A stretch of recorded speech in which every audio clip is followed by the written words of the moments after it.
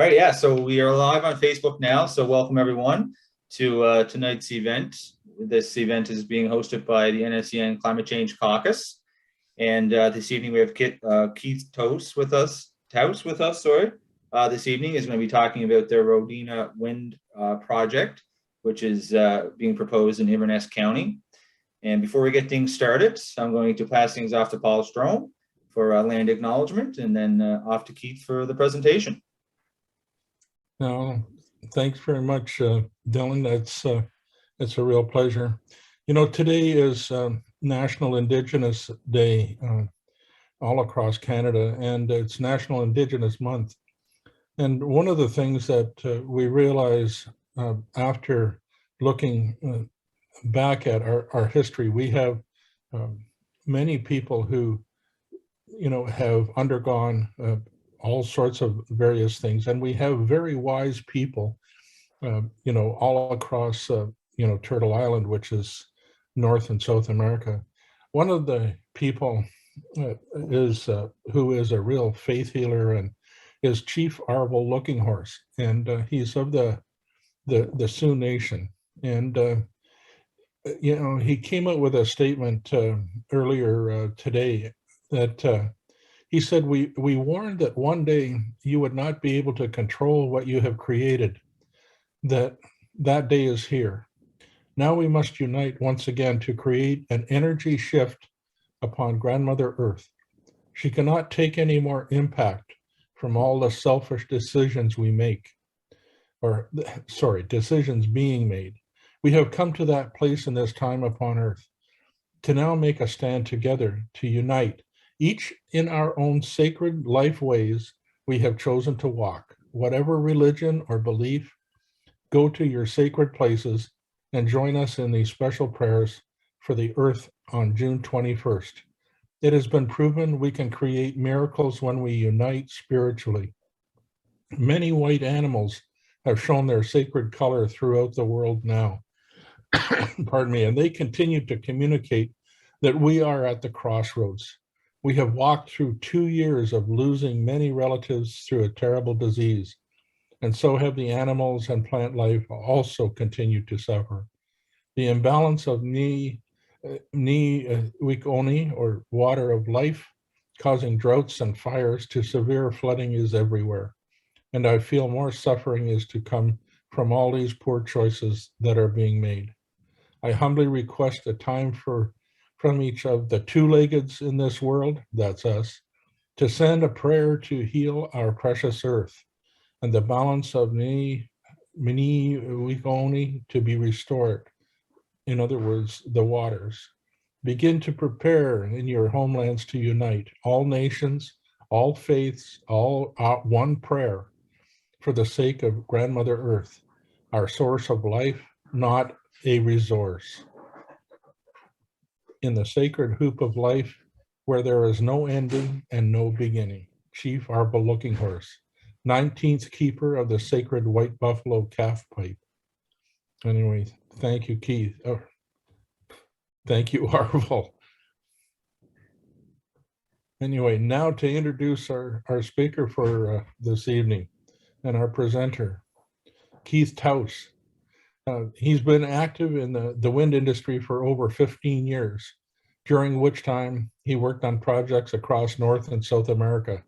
He has built projects in Nova Scotia and New Brunswick and is committed to working with communities and Mi'kmaq First Nations to ensure that projects respect traditional uses of the land and that projects are good neighbors to existing users of the land. He grew up in the UK and moved to Nova Scotia in 1995 and lives here in Halifax, with trips to Guysborough County as often as possible. And welcome, Keith. Take it away.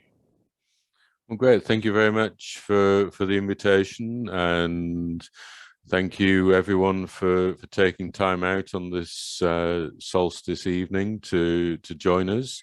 I'd just like to give a brief presentation about the Rhodena Wind project, which we're developing with our partners, ABO Wind, and then happy to answer any questions that you may have. So I'll start out. You can see, can I just confirm that you can all see my screen? The opening slide of the presentation. You can see a screen. I assume it's your screen. Yep, okay, great. So Nova Scotia at the moment generates a lot of its power from coal and other hydrocarbons, but the government has brought in regulations that require that by 2030, 80% of electricity should come from renewable sources. So hence the request for proposals was issued probably about 6 months ago now for wind projects to supply power to the grid. And so this project, the Rhodena Wind project, has been developed as a response to that. Community Wind Farms is a company that was established by myself and my partner about 10 years ago. And we've built projects in Nova Scotia, mostly with First Nations partners, although one of the projects was built with a community investment fund as a partner. We are partnered with a larger wind company, Wind, based in Germany, with Canadian office in Calgary, although actually yesterday they just opened a new office in Halifax. So they're developing projects across Canada, actually in 16 countries around the world. So they bring the finance and some of the technical capacity that community wind doesn't have, that you need to build wind projects. The Rhodena Wind project is in the southern part of Cape Breton, southwestern part of Cape Breton, just across the causeway, on Crown land between Highway 19, which runs up the coast, and the TransCanada Highway, the 105. It's one of 3 projects that we have developed and bid into the rate-based program. Both of the others, one was 80 megawatts, the other was 100 megawatts. And so at the moment we're waiting for the regulator to determine which projects will be successful. So you see the project's plan here. It's on about 8,000 hectares of Crown land and private land. Situated well away from any protected areas, 15 turbines. Wind turbines are getting much bigger. When we built the projects back in 2015, we were building with, typically what was the largest wind turbine on the market then, and those were 2 megawatt turbines. We're proposing close to, I think these turbines will be over 7 megawatts each in generating capacity. And together they'd produce enough power for 28,000 homes. And closest turbine, actually that number's incorrect. The closest turbine's actually now 1,700 meters away from any home. We've changed the layout a little bit just before this presentation was prepared. And just to give you an idea, the turbines are about 3.5 kilometers away from Highway 19.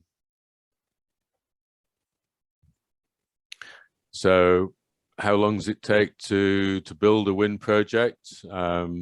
Typically about 4 or 5 years. We've actually been doing preliminary work at the Rhodena site for a couple of years, and started community consultations in the fall of 2021, and those will carry on through the life of the development of the project, and actually through the life of the project itself. The environmental studies that we're required to do by the province have already started, and they'll continue now until probably January of 2023. And If we're successful in the RFP, we'll then do some engineering work, design the roads, design the turbine foundations, and then start construction of the project early in 2024, looking to complete construction in mid-2025. So it's obvious that the province benefits from moving to renewable power. Actually, wind power is now considered to be the cheapest form of generating electricity. It's almost cheaper than burning coal in an existing power plant, but recognized as being much cheaper than either new natural gas or new coal plants. But we would provide also tax revenue for the municipality, long and short-term jobs for local businesses, revenue to local businesses during construction. It will bring some crew in from away to carry out specialized tasks that local people don't have the skills to do. We would also establish a community benefit fund that provides, funding for local community projects, and also obviously provide revenue to local landowners on whose land the project is being located. We'd also, obviously, if the landowner happens to be the Crown, then that revenue would go to the province. Just to give you an idea of the scale of the local contracting opportunities, we'd look to spend around about $45 million in the local community over the construction period of the contract. There'd be probably about 100 people employed on the construction during the construction phase of the project, about 15 months. And then a small team of probably about half a dozen people to provide O&M services to the project during its operating life of 25 years. Talked to members of the local community, had an open house in Port Hastings back in 2021, and made presentations to local business groups, the local municipality over the spring of 2022. Had discussions with the Assembly of Mi'kmaq Chiefs and local First Nations. We're delighted that Eskasoni would be an investor in our project, and so obviously they would benefit from that investment. Obviously talked to Department of Environment and Climate Change prior to starting the environmental assessment, and we'll engage with their staff as we go through that process, and talking to Department of Natural Resources and Renewables about potential impact of the project on any protected areas. As I say, we'll carry out consultation through the life of the project with community stakeholders and First Nations, and always open to answering questions. We've provided our contact details to local people, and they we look to responding to any email comments that we get within a couple of days. As the project continues, we'll continue to provide project updates through website, additional open houses. We've sent out I think 3 leaflets to all over the last 6 months to each house in the area, and obviously have a presence in the local community to enable people to ask questions whenever they can. We have a policy of being open and transparent. Websites always has the most recent information, and look forward to answering any questions that people might have this evening.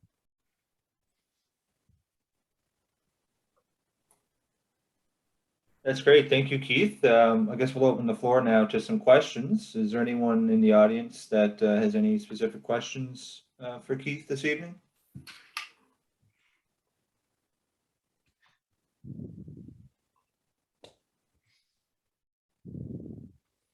I think one additional comment that I would make is that, you know, as Nova Scotia progresses along the decarbonisation of its electricity grid, and as the electricity demands rise in the province, as more people get electric vehicles and you know, use heat pumps to heat their homes rather than burning oil or natural gas, then, you know, it's probably likely that wind turbines are going to become a more common feature of the landscape in Nova Scotia.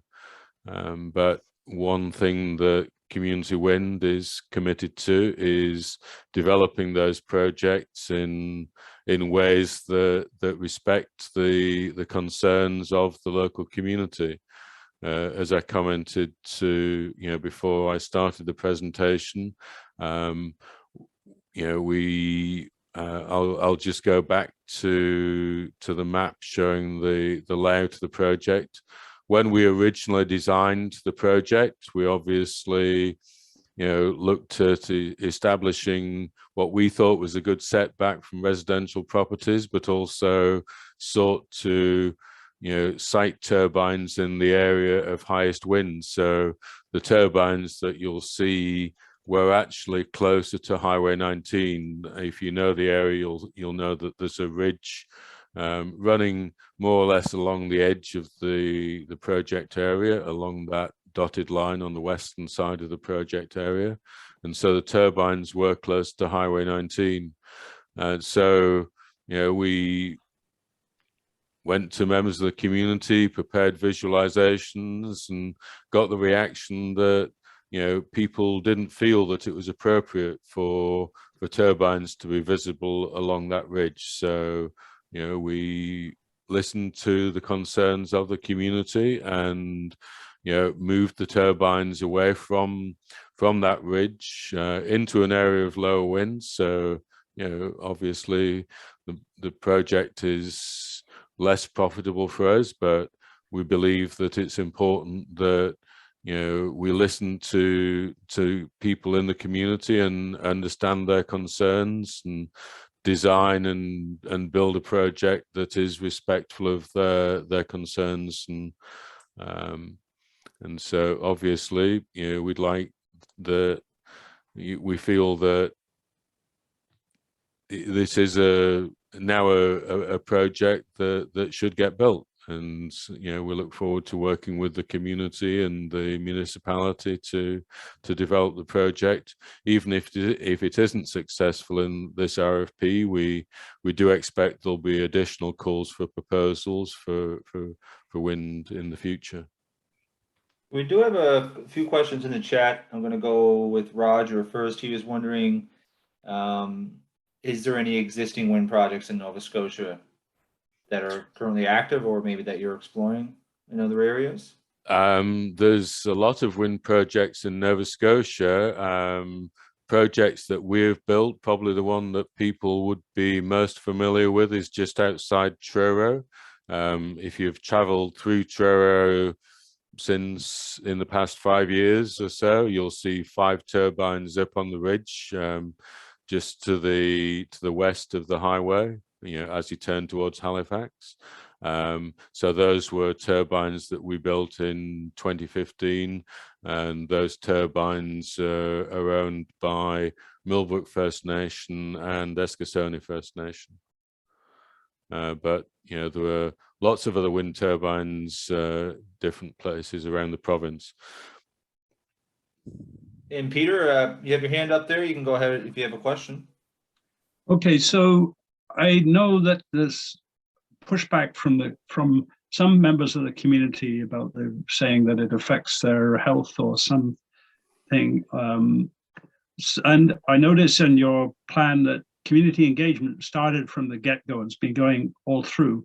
Could you talk a little bit about what feedback or pushback you've had and how that's changed and how you've responded? We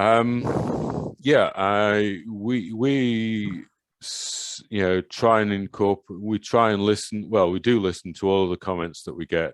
I will say that some of the comments are based on, some of the information that people find out there on the internet. And unfortunately, we believe that not all of that information is accurate. For example, we don't believe that, properly sited wind turbines have any impact on human health. And there have been a number of studies carried out in different parts of the world and the conclusions of those studies, not carried out by wind turbine proponents, but carried out by, departments of health, regulatory bodies. Those studies have confirmed that, there is no link between presence of wind turbines and negative impacts on human health. So did you find that over the 3 years or so that you've been engaging with the community that there's been a change of there's more acceptance now or less acceptance? How has it changed over the duration of this project? There was, the first public meeting we had was in September of last year. And there was sort of a flurry of comments, mostly about the visual impact of the turbines, which they say were closer to Highway 19 and closer to homes than this layout shows. So we listened to those concerns and realized that we did have space to move the turbines within the project area, and so that's what we did. We understand that people don't like, some people don't like wind turbines, don't like seeing them in the landscape. I can understand that, and I understand that people don't like change in their neighborhood. But I believe that my company is looking to develop projects that seek to balance our need to move away from fossil fuels with those concerns. Wind energy is widely regarded as, certainly in Canada, as the cheapest way to generate renewable power, and it's seen as an integral part of the electricity grid, of the future. So I believe that there will be more wind projects, but I also believe that those wind projects have to be sited, respecting the concerns of the community. I'm certainly committed to doing that, and I hope that other wind developers are as well. I will say that, we developed projects back in 2015, and a couple of the projects we developed did, excite some significant opposition. And, we accommodated those concerns to the best of our ability. But,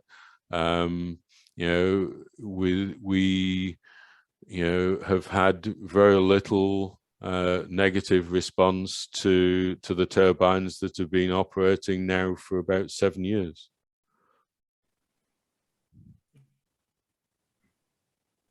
It's interesting that you should mention this issue, Keith, because there's many people who, and this is subjective, obviously, is in that I've asked a number of people, what do you think of wind turbines in relationship to our addressing climate change? And many have said that for them, it's also a symbol of progress, that we're actively working towards addressing climate change. But like you said, there are others who don't feel that same way. So I really commend you for being so patient and, accommodating in this way. When I look at your figures about being able to power 28,000 homes, those aren't just the ones that would be close to, these wind turbines.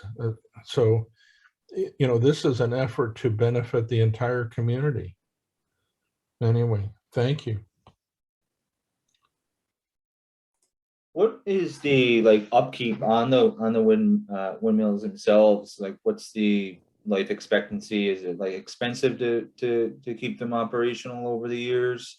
And with it being so close, I guess to the ocean, is that a factor in maintenance and stuff like that? Proximity to the ocean, we've actually found that proximity to the ocean is a factor. Some of the turbines that we installed back in 2015 have suffered some maintenance issues that we didn't expect. But generally, the turbines are designed to last for 25 years, which is the life of the project. We do expect and budget in our financial projections for some of the blades to fail, for example, during that time, and one or two gearboxes to fail during that time. But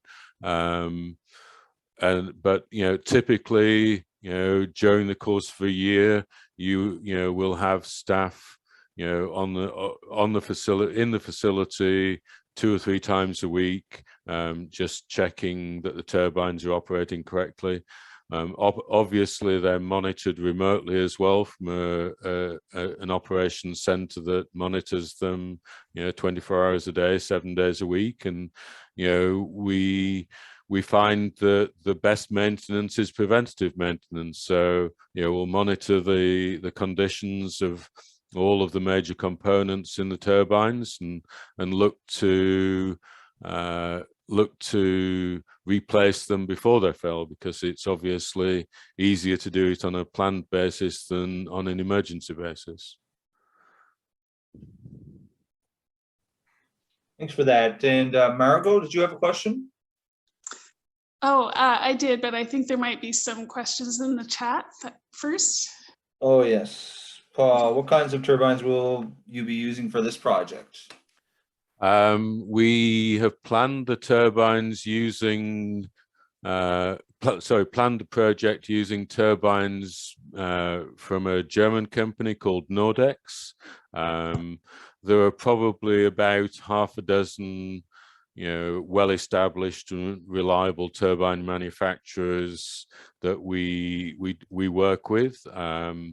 There are also 2 or 3 new manufacturers coming onto the market from China, but we haven't acquired enough confidence in the performance of their turbines yet to work with them.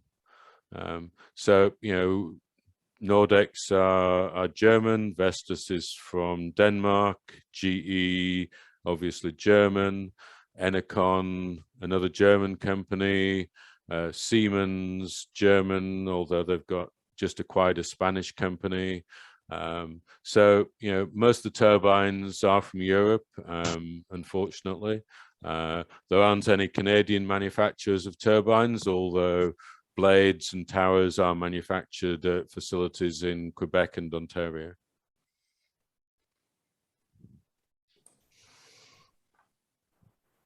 Did you want to ask your question, Margot, if you still have one? Sure.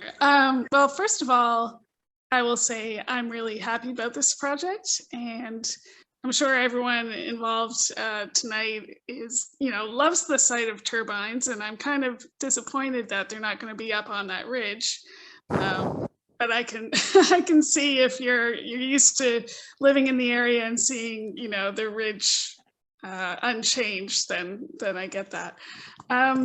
My question is, I'm wondering if the turbines are located on traditional territory of the Eskasoni First Nation, and I'm wondering what kind of consent you had to get from them on the project. The project's actually on the traditional territory of the Wakaba First Nation, and we've engaged, you know, we've sought their input into the development of the project. We have also, you know, we've worked with Eskasoni before, and so we also approached them to see if they're interested in working with us as investors in the project. But you know, the Wakaba is the closest First Nation, and the turbines are on their traditional territory. Although I would comment that it's my understanding that all of the 5 first Mi'kmaq bands, First Nations in Unamaki and Cape Breton, regard the whole of Unamaki as their traditional territory. But you know, as part of the environmental assessment process, we will carry out a traditional environmental ecological knowledge study, and that will be carried out by a Mi'kmaq consultant who will, you know, come onto the site and look, and also, you know, and look for, you know, those trees and shrubs and plants and animals that have traditional uses, to make sure that we're not having a negative impact on traditional Mi'kmaq uses of the land. And he will also carry out interviews with elders from local communities to understand, to ensure that we understand what the traditional uses of the land are. Okay, thank you. Could you talk a bit about the impact on the land itself? Like, how much of an impact would it have on the land, and how much, like, trees and different things, like, is it a big impact, I guess, on the area? Well, one of the advantages of this area, apart from it having a great wind resource, is that it's actually already fairly heavily harvested by Port Hawkesbury paper.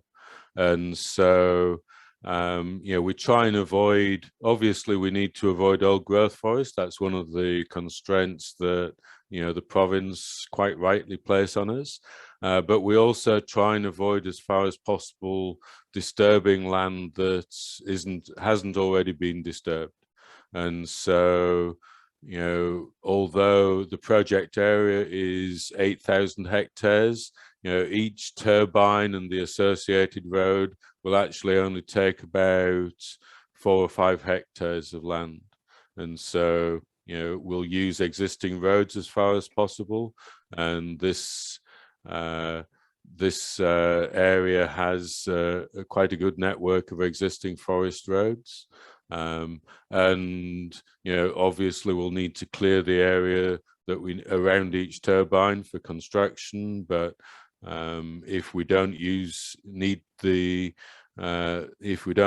keep the land clear, and we only need to keep a small area around each turbine clear, then we'll, you know, replant the areas that we have cleared. Wow, that sounds really great. I'm going to pick another question from the chat here. Is energy storage part of your wind system? We were hoping that we could interest Nova Scotia Power in energy storage, because particularly ABO, you know, that have quite a lot of experience in the development and construction of energy storage systems. But Nova Scotia Power specifically excluded energy storage from this RFP. We understand that they are contemplating the construction of 3 quite large battery storage systems for installation on the grid over the next 4 or 5 years. And I think they wanted to, minimize the price that we would charge them for power, and so did ask us to not include any energy storage in the project. So before you mentioned that the turbines come from Europe, how come Canada isn't manufacturing these in Canada? Like, how come? What's going on there? I think, the Europeans were first in. Well, actually, the first turbines were probably installed in California back in the early 80s, but they were very small turbines. Probably 20 to 30 kilowatts. And as I said, these turbines are, probably several orders of magnitude larger.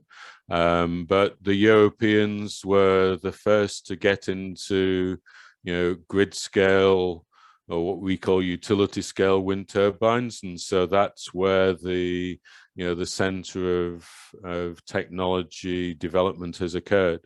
And so, GE, or even GE, are using essentially a European design for their turbines. Quite honestly, the local market in Canada isn't big enough to justify, the investment required to set up a new turbine manufacturer. Quebec actually had quite high local content requirements when they built about 3,000 megawatts of wind about between 7 and 5 years ago. But even they knew that they couldn't, require a turbine manufacturer. Essentially, they didn't have enough demand for long enough to justify building a new factory for turbines there. So, it's just not a big enough market, I'm afraid.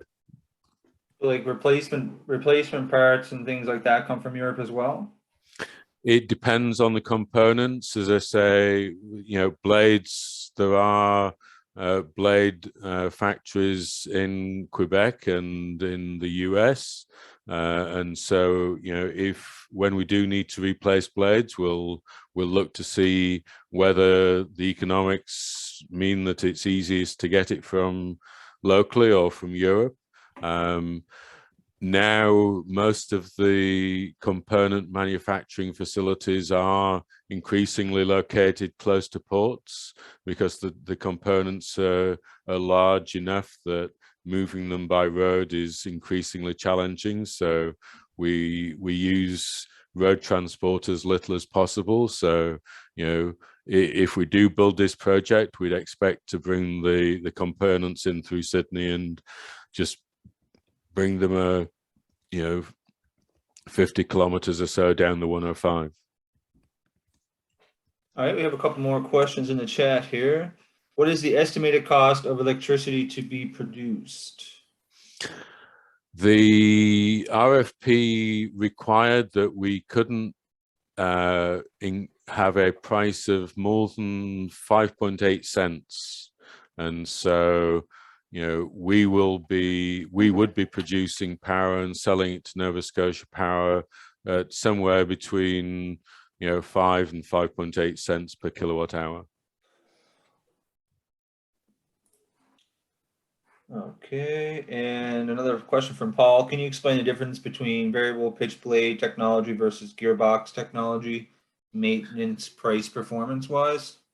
You're straying into technical considerations that I'm not a turbine technician, but I'll do my best. Variable pitch blades are essentially just the way in which the blades will move on their axis in response to the wind conditions, so that they extract the maximum possible amount of energy from the wind. Some turbines, most turbines have a gearbox in what we call the nacelle, which is the box at the top of the tower.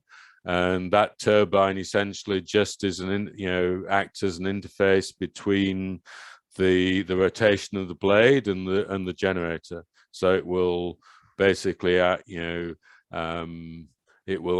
will maximize the utilization of the generator and hence the power output of the project of the turbine. Some turbine manufacturers, Enercon are probably the most noticeable, have turbines that don't use gearboxes, and I have to say I don't know enough about turbine technology to say which is better.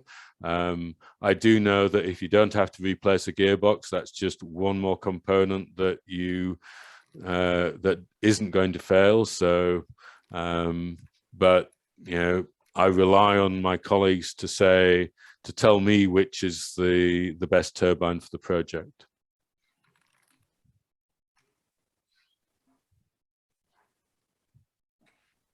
Can the blades be reused in some way?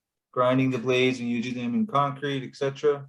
The industry is moving very rapidly towards finding finding a way to reuse the components in the blades.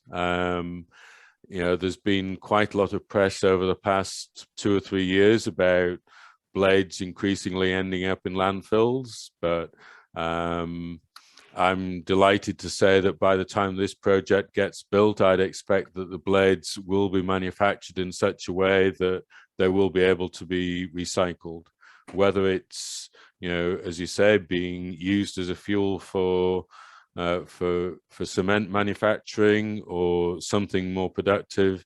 I don't know, but we're moving away from the scenario where you use a blade and then throw it away.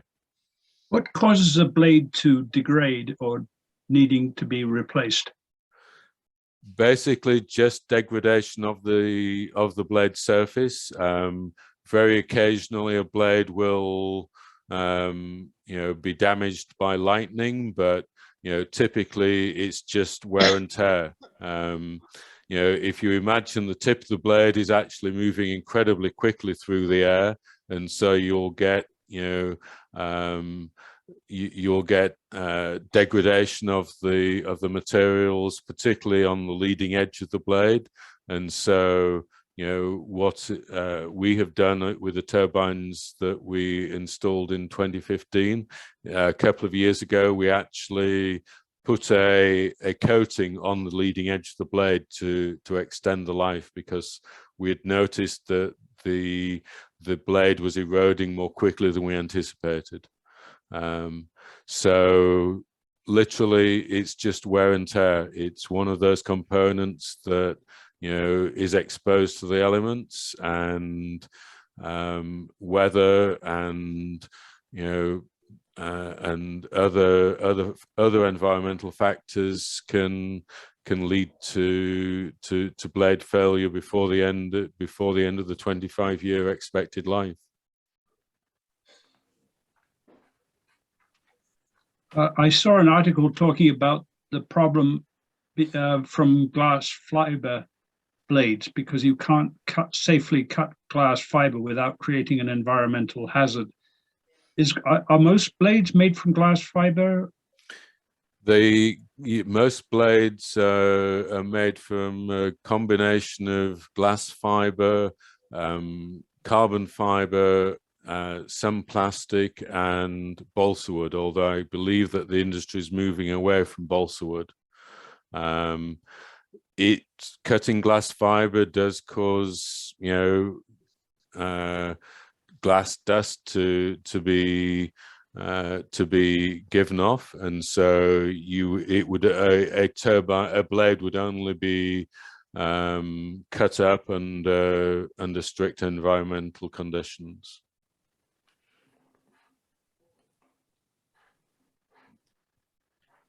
So Paul wonders how we can help to support the project, to come to fruition. tell your local member of parliament, your local MLA, that you like wind energy and that you want to see more wind energy in the province, that you don't want to burn coal. Nova Scotia Power is actively moving to reduce the amount of coal that it burns, but it's largely economics and public opinion that are going to accelerate that process. And we love getting positive comments on our website. So do you receive a lot of like pushback throughout, like during other projects? One of our projects, which was just outside Shelburne, has had very significant negative response from the local community, and we are seriously considering actually cancelling that project altogether and just with saying it's the wrong site, we shouldn't be there, we're going to find another site somewhere else in the province. We don't want to impose a wind project on a community that is actively in opposition to us. Yeah, it sounds like you have a great approach to your projects, and we really appreciate you taking the time to chat about this project with us this evening. Is there anyone else that has any final thoughts? I'm just curious to know, is people might be objecting to power lines and so on and so forth, but they've been there so long, you don't hear that. Are we seeing that the popular resistance to alternative energy is changing? Are people becoming to accept it more readily today than say 3, 4, 5 years ago? I believe so. I believe that more as turbines become a more familiar part of our landscape, and as I commented in my introduction, my wife's family have a home in Guysborough County that's been in their family for I think 150 years, and so we travel up backwards and forwards to Guysborough County quite often, and you see turbines for quite a lot of that drive. And as you see turbines more and more, I believe that people will come to accept them as just part of the landscape. I mean, there was a comment earlier that it's a sign of progress, and I believe that the wind farm at Amherst is a great sign to visitors to Nova Scotia that Nova Scotia is looking to the future, looking to get its power from renewable sources, and is looking to move away from hydrocarbons. Paul, you have your hand up there? Yeah, I just I want to follow up with some of the comments that I find it really interesting, in that here we have Mi'kmaq people or Indigenous people who have lived on this land for millennia or since time immemorial, and here they are supporting wind turbines. And I mean, the 13 Mi'kmaq nations have had wind turbines for at least 10 years now. Mm-hmm. And so I find this an interesting social scenario. One of the last question I've got is it has to do with comments that was made by another wind turbine aficionado, who said that the turbines that are offshore are more efficient. But with your comments about especially being near seawater or sea spray and degradation, there was that aspect to it. But the other one that I was surprised at was they were saying that offshore would cost around 5 times more than the land-based operations. So I guess I'm thinking to myself, well, what do you do, if you're sailing or you've got a ship and you got a fog, anyway, obviously you better have radar. But anyway, it just all sorts of amazing thoughts around this whole idea. Anyway, just I'm wondering what your thoughts are on it, Keith. If you'd asked me 5 years ago about offshore wind, I'd have said, I wouldn't have said it was 5 times more expensive. I'd have said it was 3 times more expensive. That's coming down. It's now maybe 70% more expensive than building projects onshore. Okay. Offshore wind the wind blows more reliably offshore, and so they are more efficient. The turbine, you can build bigger turbines offshore than you can onshore. And so it's my strong belief that offshore turbines will come to Nova Scotia not within the next 5 years, but certainly by 2030. And those turbines will be built out of sight of land.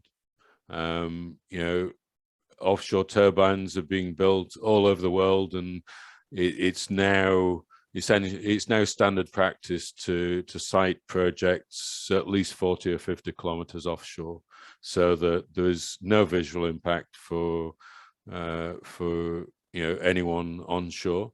And obviously, you have the same issues with stakeholders. The stakeholders are just different. You have the stakeholders are fishing communities, still Mi'kmaq communities, because they have traditional rights in the offshore just as in the onshore. And the sailing communities, shipping, Coast Guard, the Navy, all those people will be consulted as part of the siting protocols that offshore developers will go through, just as onshore we consult with the communities that are impacted by our projects. But the scale of renewable energy that's required to move away from hydrocarbons is immense, even to me as somebody who works in the industry. And so, as we fill, all of the suitable sites onshore, and I'm saying suitable as in acceptable sites onshore, then we will have to build offshore projects. And it is coming to Nova Scotia. I mean, there's talk about it in the industry every day. So in Denmark, they have large wind fields out in the ocean. Yeah. I assume because they don't have the land, right? And they don't have oil. And so they have developed wind power to compensate for the loss of oil. Yeah, and I mean, Europe has been the leader in offshore wind, because as you comment, Sheila, that they have much less land that's suitable for wind development, much higher population density than we do in North America. But it was about 5 years ago that the US said that they're going to build 30,000 megawatts of offshore wind by 2030, and I believe that they will. And so, there's now pretty much every country outside Africa that has a coastline has offshore wind development planned. I'm not sure if you can answer this question, Keith, but if it's on Waikagama territory and there are investors, how much money are they, or must they invest in the project? You said Escazoni was investing in the project, but the Waikagama. No, the project is on the traditional territory of Wakaba, and Escazoni we've entered into an agreement with Escazoni for them to be investors in the project. Okay. All right. Do we have any other questions? I'm surprised nobody asked about bird strikes.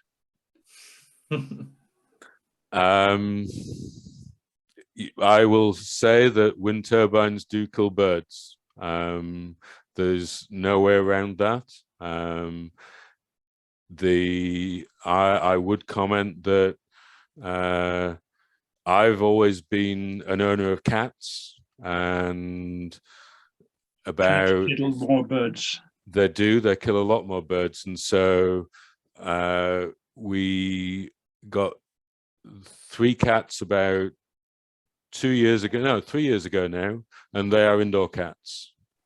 And so I can safely say that the wind turbines I build kill more birds than my cats do. But if you look at any statistics from anywhere in the world, buildings, transmission lines, cars, and domestic cats all kill orders of magnitude more birds than wind turbines do.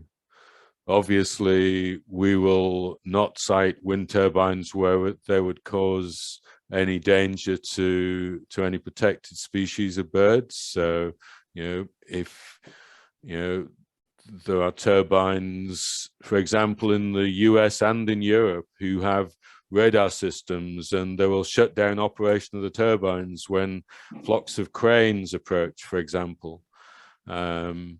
Luckily, in Nova Scotia, we don't need to do that. We do need to avoid, areas where there are high concentrations of birds, and we will do that.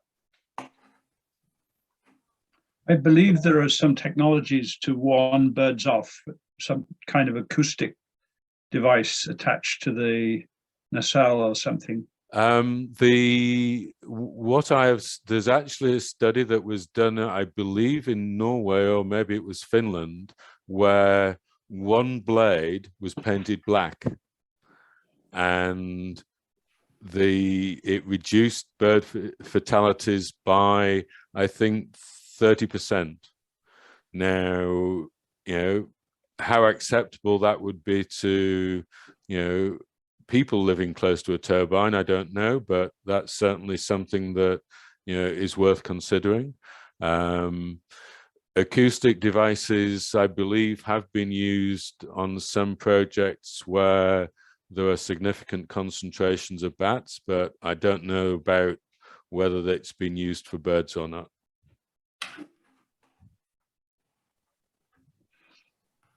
Just a comment here, Keith and audiences. I've been studying the whole idea of eptoopmonk, or two-eyed seeing, for a number of years now. And, I have to say that, Keith, you and your organization are probably one of the best examples that I can think of blending, the concept of two-eyed seeing, bringing the best of indigenous knowledge together with the best of Western technological thinking.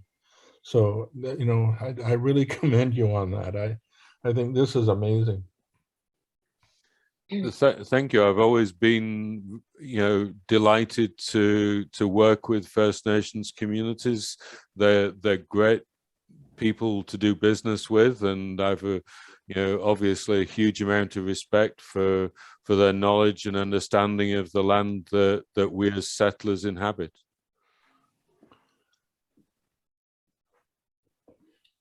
Yeah, and I just also want to mention that when I first opened up, I said NSCN Climate Change Caucus. NSCN stands for the Nova Scotia Environmental Network. And basically, we are a network organization made up of 40 environmental organizations across Nova Scotia.